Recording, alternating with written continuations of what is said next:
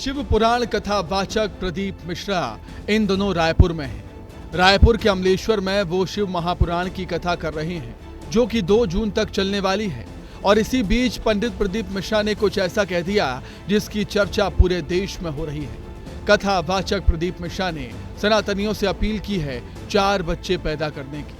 उन्होंने कहा कि हर सनातनियों को 4 बच्चे पैदा करने चाहिए, 2 बच्चे अपने लिए और 2 राष्ट्र के लिए। उन्होंने ये भी कहा कि जब तक देश में जनसंख्या नियंत्रण कानून लागू नहीं होता, तब तक ज्यादा से ज्यादा बच्चे पैदा कर सकते हैं। मैं कहा है कि 4 बच्चे पैदा करो, 2 बच्चे खुद के लिए रखिए और 1 सनातन धर्म की ऊर्जा को बढ़ाने के लिए रखिए और 1 राष्ट्र के लिए बॉर्डर पर लड़ने के लिए सैनिक के रूप में दीजिए। लव जिहाद का विरोध है, प्रेम का विरोध नहीं है। वो अच्छी बॉडी शॉडी बनाकर थोड़ा बहुत गाड़ी का भुड़बुड़ कर बेटियों को आकर्षित करने का प्रयास करते हैं।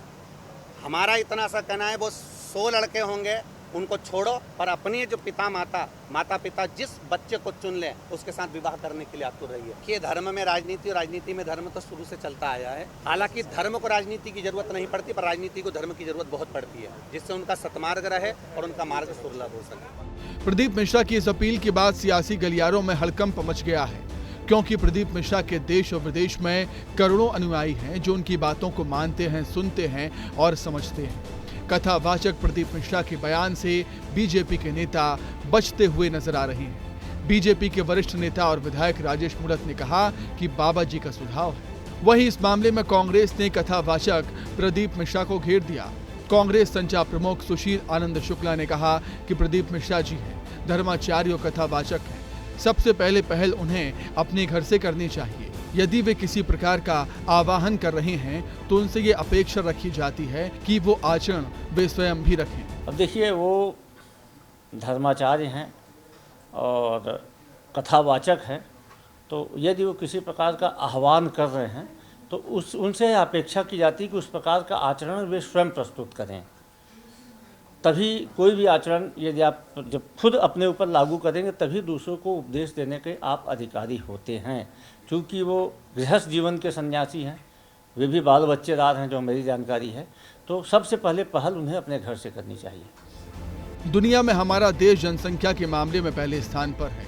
सरकार जनसंख्या नियंत्रण कानून लाने की तैयारी में है। ऐसे में प्रदीप मिश्रा का ये बयान समझ से परे है।